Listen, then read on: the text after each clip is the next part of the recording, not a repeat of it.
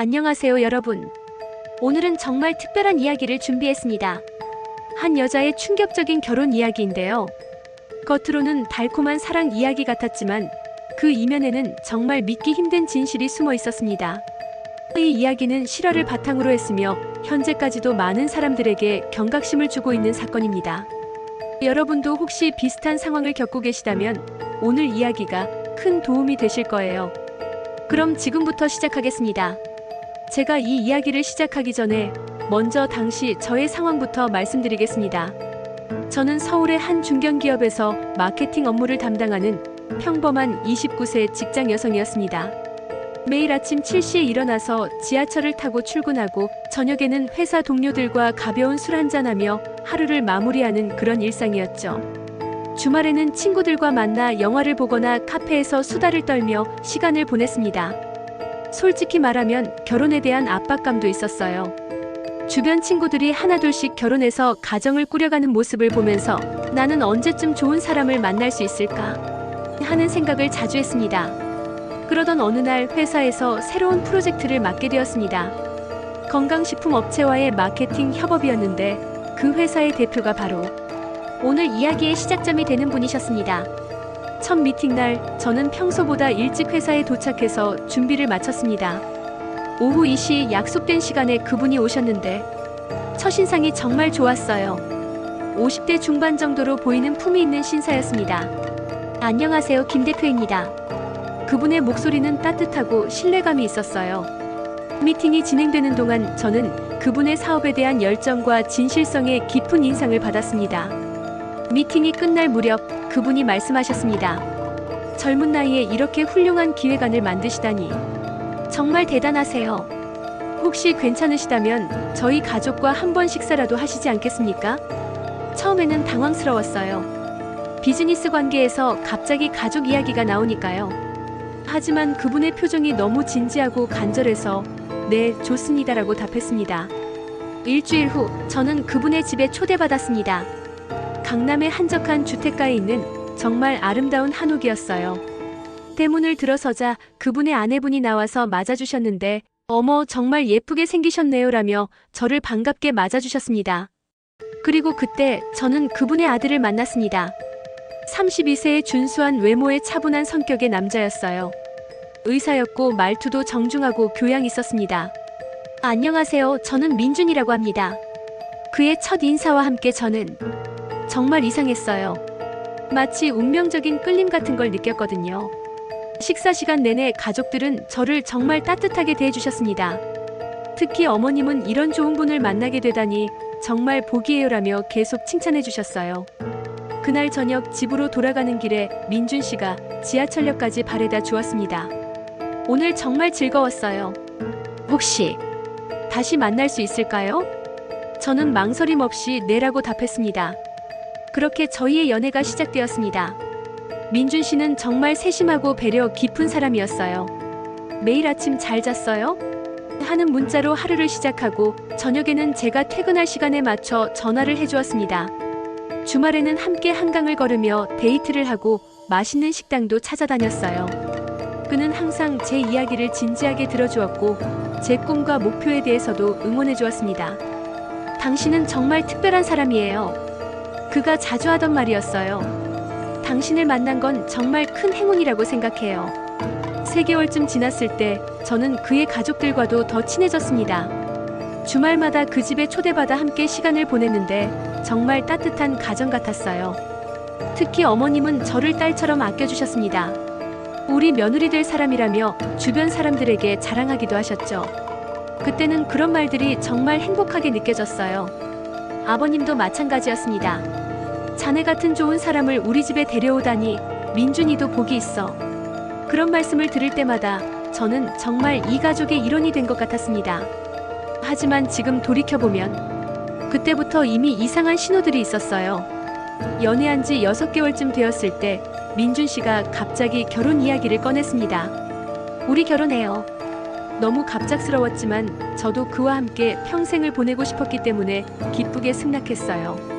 하지만 결혼 준비 과정에서 이상한 점들이 하나둘씩 보이기 시작했습니다. 첫 번째는 모든 결정이 그의 가족에 의해 내려진다는 점이었어요. 예식장부터 시작해서 청첩장 디자인, 스드메, 심지어 신혼여행지까지. 제 의견을 물어보는 건 형식적이었고 결국 그들이 원하는 대로 모든 게 정해졌습니다. 우리가 경험이 많으니까 우리가 알아서 할게. 어머님이 하신 말씀이었어요. 처음에는 대가족이라 그런가 보다 하고 넘어갔습니다. 두 번째 이상한 점은 자꾸만 어머님의 건강 상태가 화제에 올랐다는 거예요. 엄마가 요즘 몸이 많이 안 좋아져. 민준 씨가 자주 하던 말이었어요. 결혼하면 같이 살면서 돌봐드리자. 솔직히 시어머니와 함께 사는 것에 대해 부담이 있었지만 민준 씨가 엄마가 당신을 정말 좋아하셔.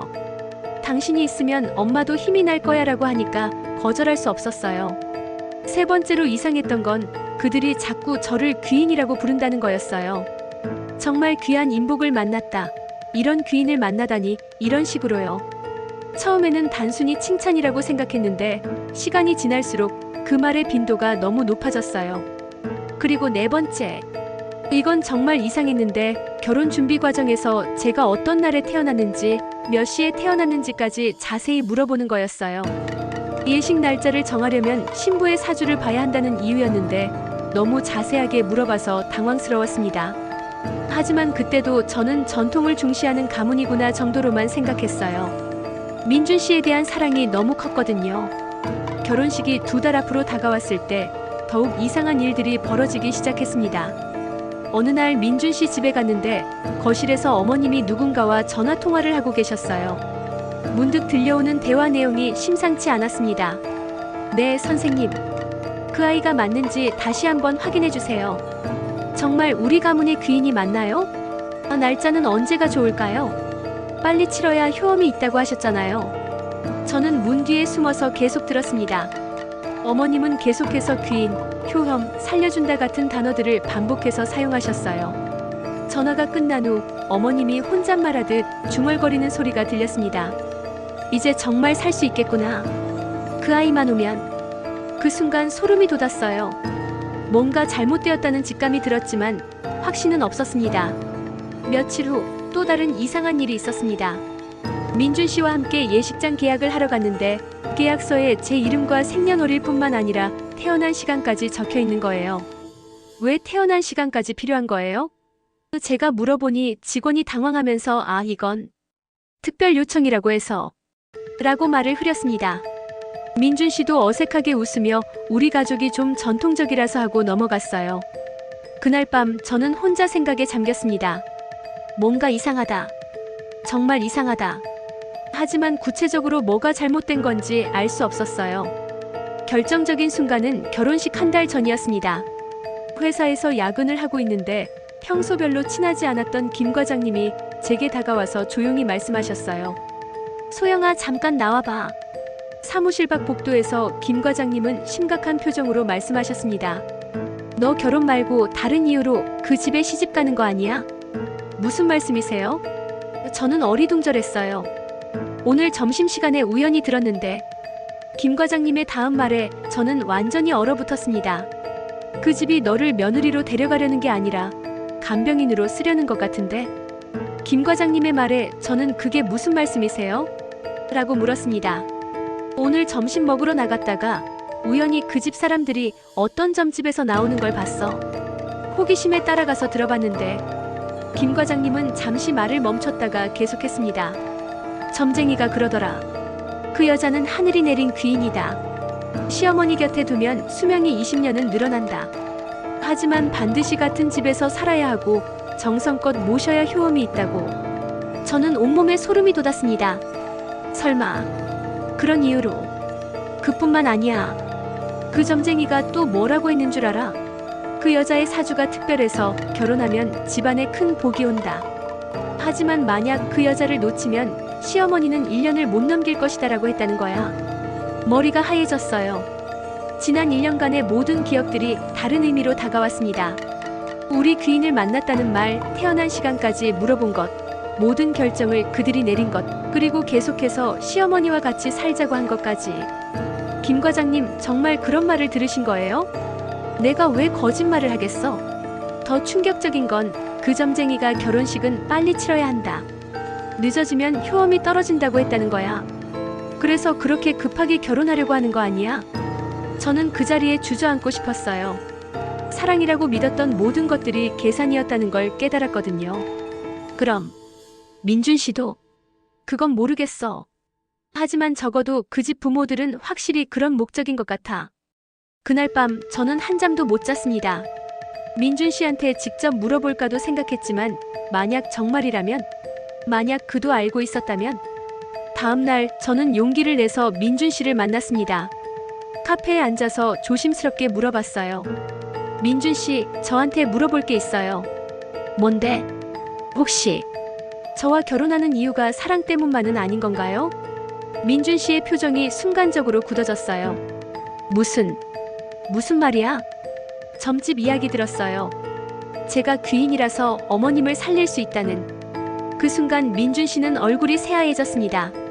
그리고 한참 동안 아무 말도 하지 못했어요. 그 침묵이 모든 걸 말해주었습니다. 소영아. 마침내 그가 입을 열었습니다. 나도 처음에는 몰랐어. 정말 널 사랑해서 결혼하려고 했어. 하지만 엄마가 너무 아프셔. 의사들도 시간이 얼마 안 남았다고 해. 그런데 점쟁이가 너 이야기를 하는데 나도 모르게 희망을 갖게 됐어. 저는 모든 걸 이해했습니다. 그리고 동시에 모든 것이 무너졌습니다. 그럼 저는 뭐예요? 사랑하는 사람이에요? 아니면 어머님을 살릴 도구예요? 민준 씨는 대답하지 못했습니다. 그의 침묵이 답이었어요. 저는 자리에서 일어났습니다. 결혼 못하겠어요. 소영아, 잠깐만. 싫어요.